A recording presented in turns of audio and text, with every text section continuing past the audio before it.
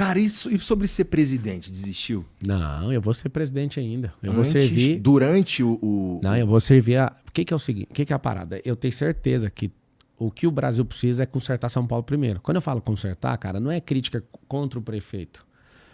40% das cidades, mais de 30%, né? Tá com problema de saneamento básico. Tem 1000 favelas. Favela é um conceito de ausência de Estado. Cara, eu tenho solução para essa cidade de verdade, não tô de brincadeira, eu dou conta de fazer. Sabe o que a gente chama de secretariado do prefeito ou ministério do presidente? Eu tenho vários segmentos empresariais que eu já toco isso na vida privada. Não tem dificuldade. Eu preciso dos políticos, não dá para construir sem. O Collor construiu sem. Todo mundo que quer ser o doidão da carroça, ele vai tirar o cavalo da carroça e vai querer ser o cavalo, entendeu? Não vai funcionar. O cara fala, eu sou não dá pra ser prefeito sem política. Eu vou arrebentar todo mundo. Então tira o cavalo e você fica lá e os políticos vai dar chicote até...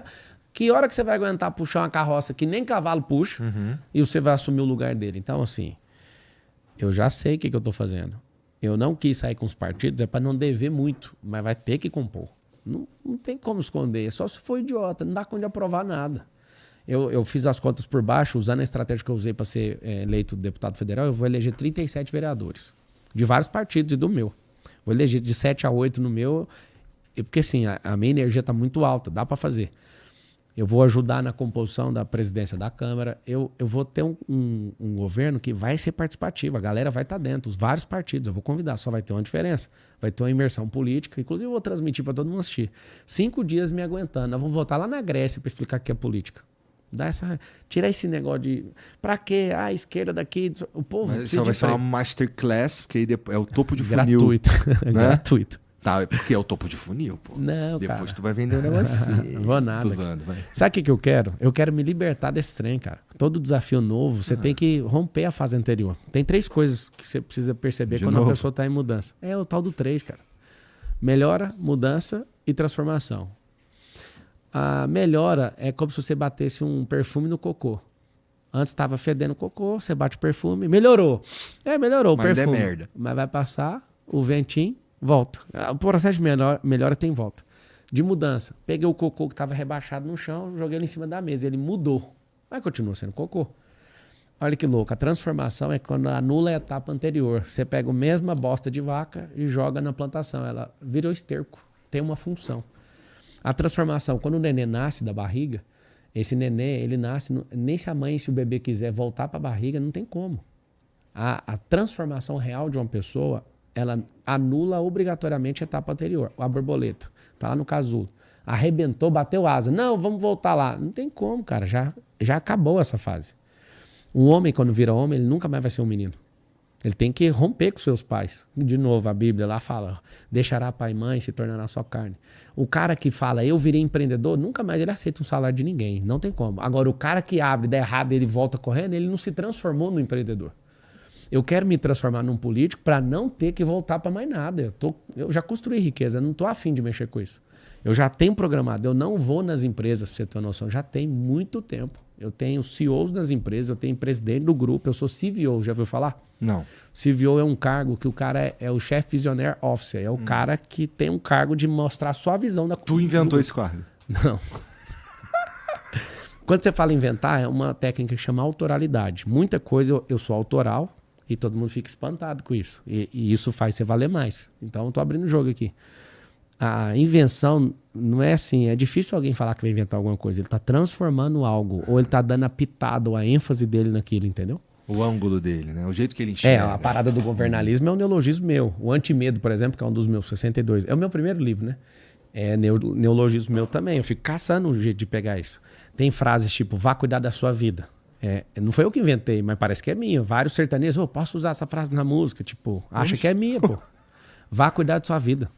Entendi. Por quê? Porque tem um livro disso. Eu criei tráfego em cima disso. O tamo junto, eu vi. Todo mundo fala tamo junto, né? O meu não é assim. O meu é tamo junto até depois do fim. Você sabe o que significa? Que até depois do fim estaremos juntos. Depois da morte. Tu e os seus, né? Isso, depois da morte. Ou seja, é autoral esse. Aí a galera chega e fala, cara, tamo junto. Aí eu olho pra pessoa e a pessoa fala, até depois do fim. Quem já me conhece das antigas aqui, ó, que tá assistindo, escreve aí, tamo junto. É TMJADF. Que significa tamo junto até depois do fim. Isso é uma parada de consciência de eternidade. Então não é pra todo mundo. Sabe como eu enxergo? Eu enxergo como, olha o Pablo Marçal transformando as paradas sobre ele. Não, é um movimento. O que eu tô criando, eu virei uma frequência. Eu posso morrer, o movimento continua. Será? Ixi. Isso é um... Sabe qual... Você sabe que dia que você vai morrer de verdade? Não faço ideia. A última vez que você for falado na Terra. Ah, tá. Nesse sentido. É verdade. Mas que eu fui lembrado. A última vez que alguém falar de você, você morreu. É uma frequência que... Acabou. Então, Jesus tem 2.000 anos que ele passou aqui na Terra. Tá mais vivo como nunca. 2,2 bilhões de seguidores. Tem mais que tu. Imagina, né? Mas tu não me respondeu. Quer dizer, respondeu mais ou menos. Sobre ser presidente. 2026, não. Cara, só se eu perder essa eleição, que não tem chance. Tá bom, entendi. Cara, eu não quero ser nunca um cara que vou esconder minha pretensão. Zero. Agora, eu acredito, pelo movimento político, que o Bolsonaro ele consegue reverter as duas ações. Ele tinha 3, ele reverteu uma. Eu acredito de verdade que ele vai reverter as outras 2. Acredito, porque depende dele isso. Entendi. E aí, caso haja Bolsonaro, tu não se sente necessário na... Não é que é necessário. O Bolsonaro, ele é um cara que tem 50 milhões de votos. Então, assim, vamos analisar o cenário. O Lula, na lógica do sistema, não perde essa eleição para ninguém, certo? Não perde. Só se ele fizer uma merda gigante. Não, a merda gigante ele já tá fazendo porque ele não entende economia, pôs um idiota para mexer com a economia. Mas isso as pessoas não sentem agora. Sente porque vai começar a ferrar agora. Vai trocar o presidente do Banco Central. Como ele tá segurando a taxa de juros, ele obriga o Lula a não gastar demais. Aí ele tem independência no Banco Central. Só que a merda é que o Lula escolhe o cara. Ele vai colocar o cara dele e vai falar, solta a fivela, vamos baixar a taxa de juro. Eu, investidor, amo a taxa de juro alta. Só que a taxa de juro baixa, o cara vai gastar dinheiro adoidado. O que vai fazer? A inflação vai aumentar, o dólar já está aumentando. O que vai acontecer com isso? O governo de esquerda, o Igor, independente se você gosta ou não, é um governo que gasta muito dinheiro e para repor o gasto, eles precisam de aumentar impostos. Então aumentaram mais 10 impostos. Os impostos da brusinha lá, por exemplo, né? Então, isso o cara aí... disse que não ia fazer, isso que é foda. Não, o que é foda? Os caras gastam muito e para repor o gasto tem que fazer corte. Estão fazendo corte da educação, ninguém fala nada. Por quê? Porque o Bolsa TV tá caindo, o Bolsa Jornal tá caindo. Normal. É assim que funciona esse estilo. Então vamos lá. Ele vai querer aumentar imposto, o povo vai arriar. Vai baixar a taxa de juros e não vai... Eles não são austeros, eles gastam dinheiro adoidado. Isso a gente, independente de gostar do Bolsonaro, não foi o melhor governo do Brasil até hoje. O único que baixou imposto. Não existiu nenhum outro. 38 presidentes, nunca ninguém teve a baixar imposto. Eu aposto que tem ângulos que todos os governos têm vantagens. Né? Não, mas nenhum fez isso. Isso é uma coisa, assim, tem que respeitar. Foi ele que fez. Tá bom. Acabou. Resumindo, era um governo austero.